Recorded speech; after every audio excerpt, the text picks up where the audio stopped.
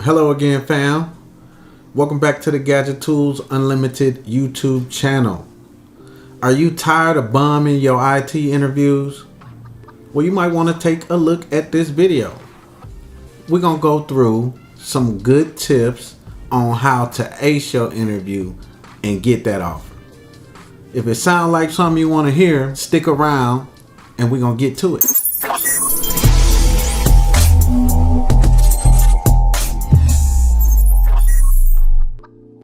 All right, let's get right to it. Appreciate you sticking around too, right? Before we get started, let's go ahead and hit that like button for me so we can help grow the channel and get these videos in front of somebody who may be thinking about joining IT or thinking about changing their career and might need the encouragement and enlightenment that we might get out of some of these videos. So hit that like button. And I'll tell you what, if at the end of this video you ain't like it, you can take the like back. YouTube lets you take the like back. So hit the like button now. When you get to the end, if you don't like this video, take the like back. That's how we gonna do that, right? All right, and if you haven't already, subscribe to the channel. If you want to be the first to know about new videos that drop from this channel, go ahead and hit that little bell icon.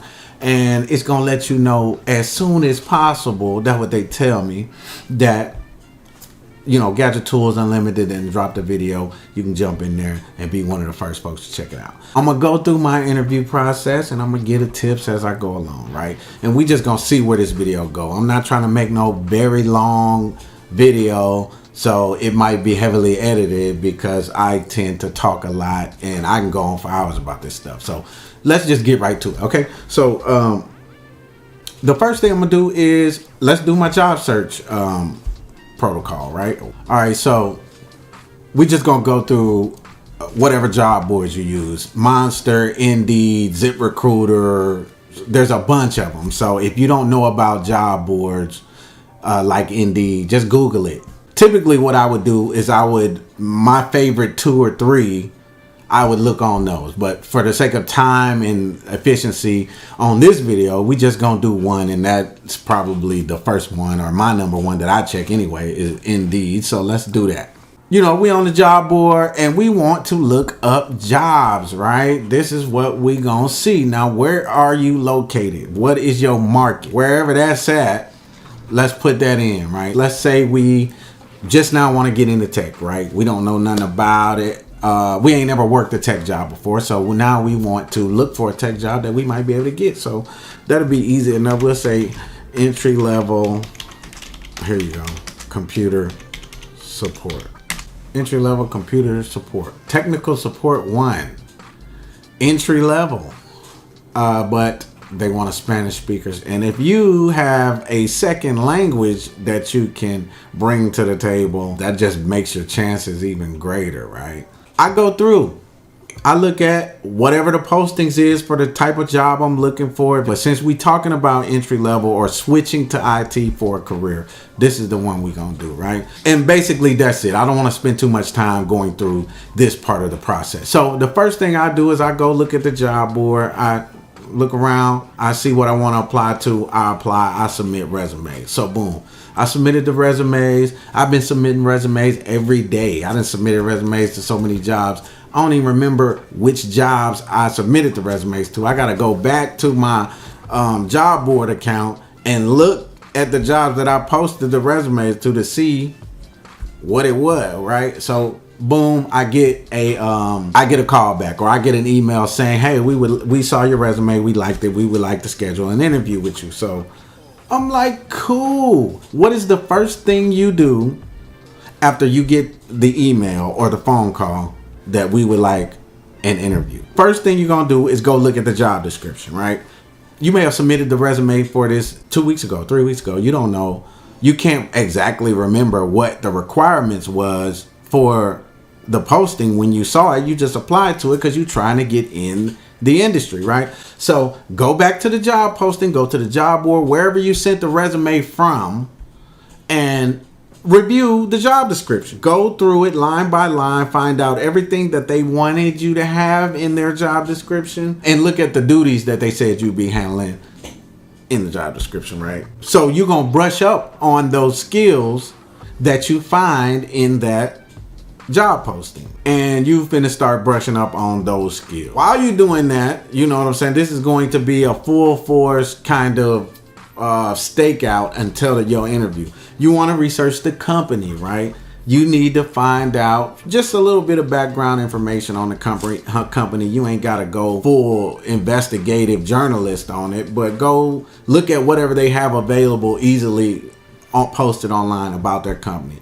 I always look at LinkedIn. The people who sent me the email about the job interview, the hiring manager, if I know that information, the names of the people who are going to be on the interview panel, if that information came through, all of them getting looked at on LinkedIn, right? Yeah, I'm going to LinkedIn, I'm typing them names in, I'm looking at these people's profiles. I want to see their background. I want to see, you know, what they're passionate about if they have a LinkedIn profile and they've filled it out to that depth. You might have something in common that you could talk up in the interview that might get you some, you know, extra brownie points or whatever the case may be, right? So we just gonna go through a few points that, you know, maybe you need to think about when preparing to go do this interview, right? And so the first thing I would suggest you do, you got the call, you ready, you started preparing for the interview, you done your research. You need to decide how bad it is you need this job, right? And this is just my opinion, my advice, right? When they call you, you decide how bad you need this job. If it's a situation that you have been out of work for a while, you need a job now, you trying to get whatever you can take, your approach in the interview is going to be probably a whole lot different than if, you know, you out here trying to find a position that you could start out in and build your way up. So you want to be very deliberate about how you make these choices. And it's just some things you may not be willing to deal with in order to take this job. The pay may not be long enough. They may be demanding too much with regard to the work. You know what I'm saying? They want to pay you for one thing, but they got you doing 3 jobs. They may not have vacation. They may not have a 401k. All of these things you got to think about. How bad you need this job. If you don't need the job that bad, or you're currently in a role, you're just looking to move up, it takes off some of the pressure, right? Because the worst thing that can happen is they don't give you a call back, right? It's not the end of the day, but sometimes when you've really been waiting for a new position, you've been off for a while, you need to get back to work, you got bills piling up, and you're just a little bit desperate, to be quite frank. You know, you may be willing to deal with more than you would in the alternate situation. And it may also, you know what I'm saying, when you don't get positive feedback or you don't get the position, it can demoralize you as well. So when you put so much stock into something and so much hope into something and then it don't come through, we all know how that can be. It kind of just drags you down. And sometimes it can be hard to pick yourself back up and keep moving. We also want to mentally prepare ourselves for the rejection, because you're going to get some, especially if you don't have any experience or you're brand new. You need to get comfortable with people saying no and get comfortable with rejection. The determination to keep on going is what's really gonna matter, because it's gonna happen. For some it happens quickly, for some it don't. There's no way to, you know what I'm saying? All you can do is prepare a little bit more than the next person, or be as prepared as you possibly can to make this thing happen for yourself, right? So let's just not put too much pressure on ourselves. Let's just go into it thinking you're an asset to this company. It would be in their best interest to hire you, because you're going to bring something that no one else can bring, because you're a unique individual, right? Yes. So, you know, we've already said, make sure you research the company, research the contacts, research the manager, research the culture of the company, and research the interviewers. You know, look on LinkedIn, look on social media. If you can find them on social media, look up their interests, something that you can use as a link during the interview. Business casual without fail. If it's IT, I don't care what nobody's saying. This is my opinion. You can take it with a grain of salt if you want, right? business casual without fail. Do not go in there with your Chucks and your holy skater jeans and your hair in a ponytail. Just don't do it. You know what I'm saying? Be professional. Dress professional. I'm not saying wear a 3-piece suit or, sports coat or nothing like that. But business casual at least. And then you can go up to stopping short of a suit. That's going to be your best bet. Don't go to the interview in jeans. Write down a list of interview questions, right? You preparing for the interview. Maybe you haven't interviewed in a while. Maybe you haven't interviewed much at all. Maybe this is your first tech interview, but you do not want to go into this interview cold or green, right? We want to be somewhat prepared. So what I would suggest people do is record yourself with a camera. You got a webcam on your laptop. Open your laptop up, turn on the recorder, and write down 5 interview questions that you can ask yourself or have someone ask you, and then you respond to the camera as if they're the interviewer. And then go back and watch that video, and you will get to see all the unconscious tics and the nervous agitations and the stuff you do that you had no idea you even did, because you obviously can't see yourself. And you'd be like, I didn't even know I did that. Nervous habits, little twitches, different things that you may not be appealing to you about yourself, that you're going to see them on the playback. And so now you can be a little more conscious of them and practice, right? Record yourself a couple times and work those things out. Anything that's going to make you self-conscious or nervous, you're going to work that out with your video camera. And practice answering interview questions, especially, if you could have somebody ask you questions that you haven't heard before, because it's going to put you on the spot. You need to learn how to stay calm when asked a question that you don't immediately know how to answer, right? Because generally it'll come to you, but you panic and you be like, I don't know what to say, and you really kill yourself in that situation, right? You got to learn how to stay calm. So doing that with a camera and doing that with a helper, interviewer, all that's going, all that'll be beneficial to you, right? Also, another thing, take copies, even though you've submitted your resume online and all that. When you go to the interview, take copies of the interview. If they told you was going to be in front of a panel of 3 or 5, take 3 or 5 copies. At least take 3 if you don't know how many is going to be there, just so you can pass them out in case someone forgot theirs, didn't bring theirs, an extra person showed up for the panel, you can hand them one. And on this one, the one you take into the in-person interview, then you can put your little flowery, whatever you wanted, your color. Don't go crazy. But if you want to, jazz it up a little bit, then those would be much appreciated in that setting, right? You going in personally, this is the personal interview. They've seen your resume, they know what's on it. We didn't thought about the technical. Now you come in with a little bit of class and you show them these. They're like, oh, this is nice. That might be beneficial then. Otherwise, you don't need to do it at all. It doesn't even matter about color and all that. But if you want to, when you're going in person to hand them, that would be the time, right? Be at least 15 minutes early to every interview. I don't care what it is. This is just good interview etiquette, let's call it. That means at the very least, 15 minutes to interview time, someone can look out in the hallway and you sitting there. At least 15, but if you show up 30 minutes, it ain't gonna kill you. You can sit there, relax your nerves, go through your questions in your head, look around. That can only help you, right? When they bring you back or into the interview room, wherever the space is, however many people's in there, 1, 3, 5, you shake hands with and introduce yourself to every one of those people. Do not just come in the room and sit down in the chair. At least make contact and introduce yourself to the people. Even if you don't actually go up to them and shake hands, it's COVID, it's social distance. Make eye contact, introduce yourself. Hello, my name is, like that, right? Every person. Same way you came in and you introduce yourself to everybody. Before you leave, you thank everyone for their time before you leave, right? That's just good interview etiquette, right? The biggest thing I can say overall is just relax. I know it can be intimidating sometimes, definitely stressful, you get fidgety, breathe and try to relax. I know it's not easy, but just try to remember to tell yourself, relax, relax, relax. And if you can do that, it'll remind you to, okay, don't take it so, it's not that intense. Calm down a little bit, right?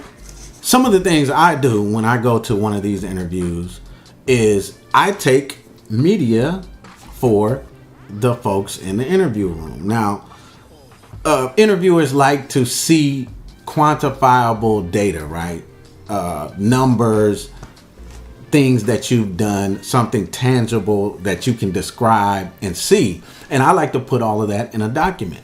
And so I'll have a little, 3 or 4 page flip through that I've created with a few examples of some of the work I've done. Any kind of stats, like when I was doing desk side support, end users put in a request into the ticketing system, it generates tickets for you to handle, right? So they would submit those, and so you can get data from that. How many tickets are you closing a day? How many tickets are you closing a month? How long does it take you to close a ticket? Keep examples of it so that when you go to interviews, you can add that a little extra. Here's some examples of some of the things that I've done, some of the work I've done. And then while they're flipping through the book, you can be talking about it. On page 3, you see there's a diagram or there's a report of number of tickets closed per year, whatever the case may be, right? All of that is going to slam dunk an interview, right? When you come in there that prepared, you dress nice, you was early on time, you've got examples of successful work you've done, and you can articulate yourself in the meeting and speak to questions and technology, you're going to really impress a lot of people. Another tip, right? This is very important. Write down about 10 questions that you can ask the interviewer, right? A lot of people go to interviews and when they be like, okay, so that's all we have. You have any questions for us? I see people all the time. No, I don't have any questions. Make up some questions. Not anything that's easily Googleable, obviously, right?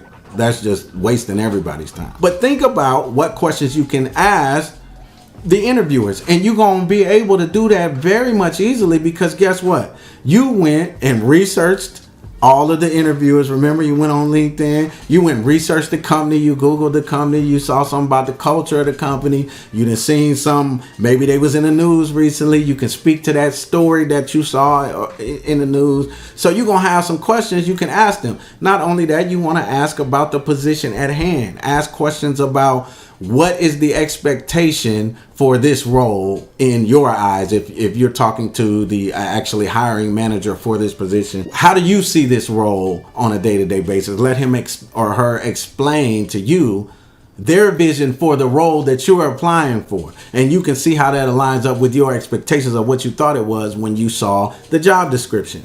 You'll also see it rarely aligns. Ask questions like, is there a lot of intermingling between teams? Do you have teams working together here, teams working together there, stuff like that? Or a particular piece of technology, whether they use it or not, and do they think it would be beneficial? So always ask questions to your interviewers. Write them down, take them with you, right? After all that, you do your research, you go through the whole front end stuff, you go to the interview, you feel like you did a good job on the interview, you go home. This is the part that you really have to take with a grain of salt. I know the anticipation is just anxiety. You waiting to see back. Did they like my interview? Are they going to call me back? I don't know. Sometimes employers won't even say anything. You just never hear from them again. Sometimes they'll send you the letter or the email that says, we decided to go with another candidate and whatever. And they won't really say exactly why it is that they did not choose you. Now, while you definitely need to know or try to decipher what it is that you could have done better in every interview, and with every interview you take, you'll get a little more comfortable with doing it, and you'll be able to tighten these little things up as you go along. A lot of advice around interviewing says that after the interview, you should send a thank you message to the interviewers. And sure, if that's what you want to do, by all means, it certainly can't hurt. More than likely will not help you anyway, nobody said, this person sent me a beautiful thank you message for interviewing them. Perhaps I'll change my mind and give them a job. It has never happened that I know of. I've never even heard of it happening. And it's not logically something that would occur. So, it's up to you. I don't see the benefit in it. And, even directly after you do the interview, it boils down to skills in my mind and how well you did on the interview. Either you got it or you don't. By the time you leave that interview room, they've made their mind up whether or not they would choose you for the position. So nothing you do after that is going to make any difference. You can send them a thank you letter. You can even ask them. I know of times where I've even, asked, sent the thank you letter, asked, what could I have done better? And they just ignore you because it's embarrassing. You know what I'm saying? Nobody wants to hurt your feelings. Nobody wants to tell you to your face, you totally destroyed that interview. It was terrible. The worst interview I ever saw. So just as soon as tell you that to your face, they just won't say anything. They're just, don't beat yourself up about it. At the end of the day, the worst thing they can say is no. You're still going to be applying for other jobs. You put in 12 resumes along with that one. So, you know what I'm saying? Somebody else will call. You'll get another interview. You'll have another opportunity to get it right if you didn't get it right this time. It's not the end of the world. It's another week. Another extra 2 weeks. But you will get there because you're going to progress. You're going to learn these things. So, I'm going to try to bring this video to an end on that note. And if you have any questions, please put them in the comments section. If you got any comments, put them in the comments section. I try to respond as much as I possibly can on that. If you got any advice for people who interviewing that you think might be useful, put that in the comment section. I don't know everything. And if someone who's watched my video seen a point that I may have missed that they can add to the conversation, please, you can put that in the comments, because we're here to help people at the end of the day. That is the ultimate goal. We're trying to help people.